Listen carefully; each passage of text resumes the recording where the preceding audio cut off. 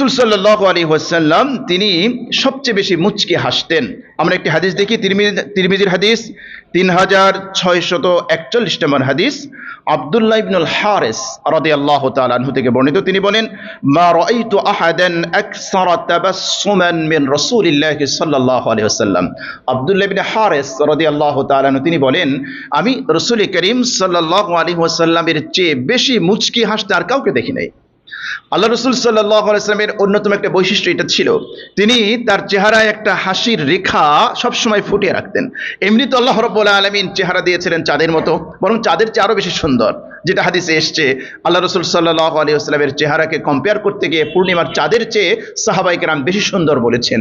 তো সুন্দর চেহারায় যদি আরো এক চিলতে চাঁদের হাসি লেগে থাকে, তাহলে তো শোনায় সোহাগা। নবী করিম সাল্লাল্লাহু আলাইহি ওয়াসাল্লাম আকসারা তাবাসসুমান, তিনি সবচেয়ে বেশি মুচকি হাসতেন।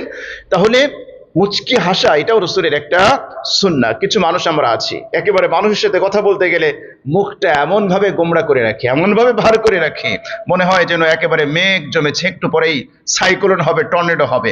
নো, এটা নয়, এটা উচিত না। রাসূল সাল্লাল্লাহু আলাইহি ওয়াসাল্লামের শিক্ষা এটা নয়। হ্যাঁ, কখনো কখনো আপনি রাগান্বিত হবেন, যেটা আমরা গত জুমায় আমরা আলোচনা করেছি। কখন রাগান্বিত হবেন, কখন রাগান্বিত হওয়া প্রশংসিত, কখন রাগান্বিত হওয়া নিন্দনীয়, যেটা আমাদের গত জুমার টপিক ছিল। আমরা আরেকটা হাদিস এখানে দেখি, আব্দুল্লাহ ইবনুল হারিস রাদিয়াল্লাহু তাআলা আনহু থেকে বর্ণিত, তিরমিজির 3642 নম্বর হাদিস। তিনি বলেন, ক্বালা মা কানা দিহকু রাসূলিল্লাহি সাল্লাল্লাহু আলাইহি ওয়াসাল্লাম ইল্লা তাবাসসুমা। রাসূল সাল্লাল্লাহু আলাইহি ওয়াসাল্লামের হাসি ছিল মুচকি হাসি, তিনি মুচকি হাসতেন। তবে কখনো কখনো তিনি দিহ করেছেন, কখনো কখনো তিনি হেসেছেন। জান্নাতের সর্বশেষ ব্যক্তি, যে ব্যক্তি জাহান্নাম থেকে বের হয়ে জান্নাতে যাবে, তার সাথে আল্লাহ সুবহানাহু ওয়া তাআলার কথোপকথন হয়েছে। এক পর্যায়ে আল্লাহ রাসূল হেসে দিয়েছেন, হাত্তা বাদাত নাওয়াজিজু, যে আল্লাহ রাসূল সাল্লাল্লাহু আলাইহি ওয়াসাল্লামের দাঁতসমূহ দেখা গিয়েছে।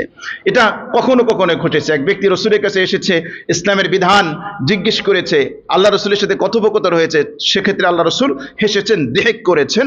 তাহলে আপনি তাবাসসুম করবেন, আপনি মুচকি হাসবেন, কখনো আপনি দেহ করতে পারেন, কিন্তু কহকহা এটা কখনোই করা যাবে না। অট্টহাসি এটা কখনোই দেওয়া যাবে না।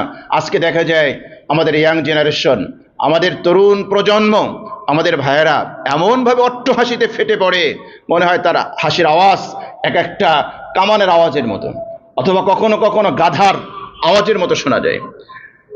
ইন্না আনকারাল আসওয়াতি লাসাওতুল হামির, সবচেয়ে নিকৃষ্ট আওয়াজ হলো গাধার আওয়াজ। তো আমাদের হাসিটা কখনো কখনো গাধার আওয়াজের মতো হয়ে যায়। এটা মুসলমানের বৈশিষ্ট্য হতে পারে না। আমরা এটা বর্জন করব ইনশাআল্লাহ।